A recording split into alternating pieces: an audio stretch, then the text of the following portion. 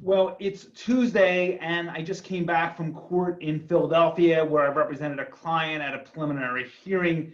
The client in this situation was charged with possession of a firearm without a license and possession of a firearm on the streets of Philadelphia. That charge is a misdemeanor, while possession of a firearm without a license is a felony charge.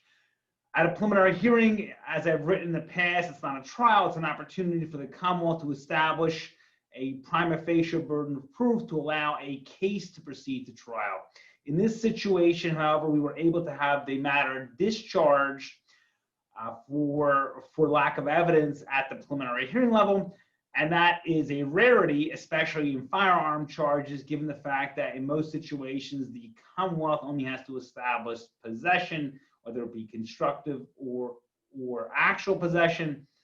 At a preliminary hearing level, as I've written in the past, and I'll link in some articles about preliminary hearings, it isn't the proper forum to argue illegal search and seizure. Otherwise, your rights under Pennsylvania's Article 1, Section 8, or the 4th and 14th Amendments to the United States Constitution.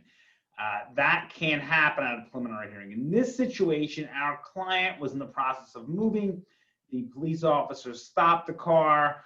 He stopped the car for a traffic violation, which is very typical. Most of our illegal gun and firearm cases begin with routine traffic stops for unrelated traffic offenses like expired registration, speeding, running a stop sign, things of that nature. In this situation, the officer stopped the vehicle. He saw in the back seat of the car, our client had a rifle in a rifle case. The officer seized the rifle and arrested our client for not having a license to carry, even though our client indicated to the officer that he was in the process of moving. What helped us here was the fact that our client's statement to the officer were corroborated by the fact that the car was stopped in the afternoon on a Wednesday during COVID. The vehicle was really packed to the gills with our client's personal belongings.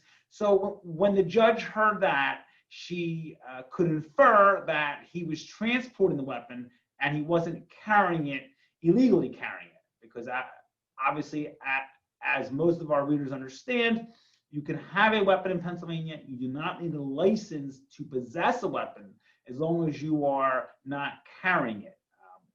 There is a difference. Obviously, a concealed carry permit is required if you are carrying a weapon for the purposes of just personal protection, but you can have it in your home, your place of business, and obviously you can transport it to and from the range, and obviously if you're moving, you can do that as well. You do not need any special permit for that. So that's what happened in this case. If you have questions about gun laws in Pennsylvania or New Jersey, or you've been charged with an illegal offense in Pennsylvania, New Jersey, call our office 215-755-9000. In New Jersey, 856-793-7429. Our website, gambonelaw.com, a tremendous resource for you and your family. We answer the calls 24 hours a day, 7 days a week. I'm going to link in an article here on preliminary hearings and gun charges, which I think is very important. But once again, 215-755-9000 in Pennsylvania, 856-793-7429 in New Jersey. Hope you're all having a great Tuesday, and I will talk to you all soon.